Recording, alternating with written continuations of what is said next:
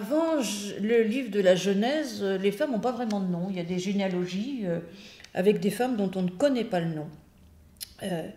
Ce qui d'ailleurs m'interpelle parce qu'en fait, souvent dans les généalogies, il n'y a pas le nom des femmes. Mais ça serait une autre histoire. Dans la généalogie de Jésus, il y a quand même 5 femmes. Donc voilà. Et puis alors après, elle dit les femmes, on a l'impression qu'elles sont là juste pour procréer, pour enfanter. Alors là, moi je pense que c'est beaucoup plus complexe. Je ne suis pas sûre que si je vais là-dessus, on aura terminé à 18h30. Mais le rôle des femmes dans la Bible est tout à fait essentiel. Surtout dans une société patriarcale, qu'il y ait autant de femmes avec autant d'importance. On focalise beaucoup quand même sur les femmes.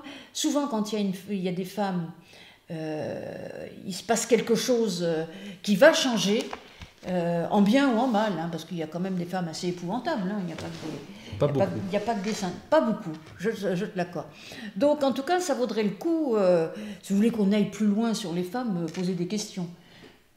Il y a très peu de femmes épouvantables dans la Bible, hein, très peu. Il y a Jézabel. Jézabel, la reine de Saba qui n'est pas super sympa, non? La reine de Saba, ça va, puis il y a Hérodiade et sa fille. Oui, il y en a peut-être 2. Ouais. Alors que les femmes, elles ont un rôle extrêmement positif dans la Bible, parce que les hommes, il n'y en a pas beaucoup de parfaits. Alors là, ils ont tous des erreurs, ils en font tous plein de péchés. C'est rare hein, de trouver des hommes qui vraiment fassent pas d'erreurs. Abraham va faire des choses épouvantables. Sarah est pas terrible. David, n'en parlons pas. Salomon, c'est l'horreur. Enfin, c'est tous l'horreur, sauf Samuel, qui était vraiment un type sympa. Il était chouette, Samuel, et vraiment, c'est le seul sur lequel j'ai à peu près rien à dire. Et le pauvre gars, ses enfants étaient dévoriens. Ce qui montre que c'est pas si simple, que Samuel, le seul qui soit bien dans la Bible, ses enfants valaient rien. C'est ce que disent les Israélites, qui disent nous on t'aime bien Samuel, mais écoute, ça nous pose un peu problème que tes enfants règnent à ta suite parce que c'est quand même l'horreur. Et Samuel admet et dit oui, c'est vrai qu'ils sont vraiment pas terribles. Oui. Et donc c'est pas facile, c'est pas les gens les meilleurs qui ont les enfants les meilleurs, hein, que c'est assez compliqué.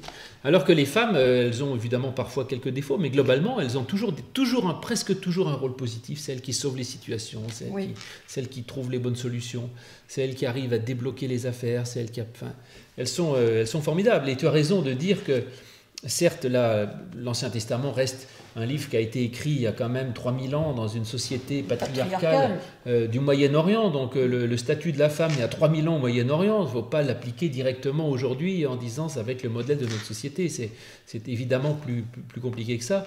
Mais néanmoins, justement, étant donné cette situation qui n'était pas évidente et d'une civilisation qui n'était pas du tout pro-féministe, je dirais, a priori, voir le rôle positif et important de la femme dans la Bible est quelque chose qui vraiment fait sens.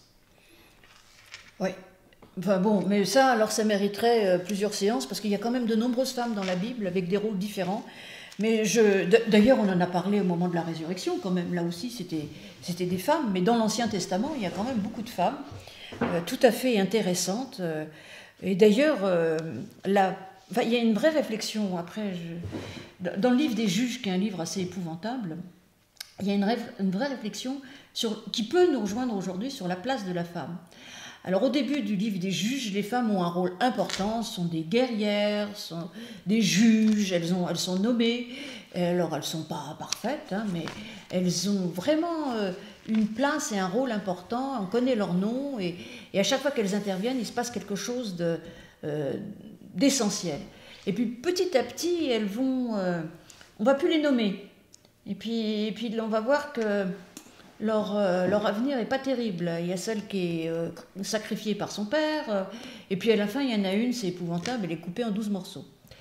Et en fait, on voit qu'au fur et à mesure que les femmes sont presque sacrifiées dans le récit, et qu'elles ont des rôles où elles subissent quand même des sorts assez épouvantables, la société israélite de l'époque, enfin israélite des Hébreux plutôt de l'époque, eh bien, devient de plus en plus épouvantable, et ça se termine dans une guerre civile.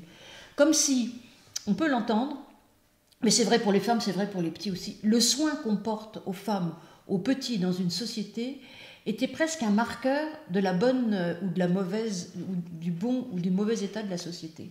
Et ça, c'est quand même extraordinaire qu'il y a presque 3000 ans, on ait ce type de réflexion. Donc lisez le livre des Juges, et puis vous verrez.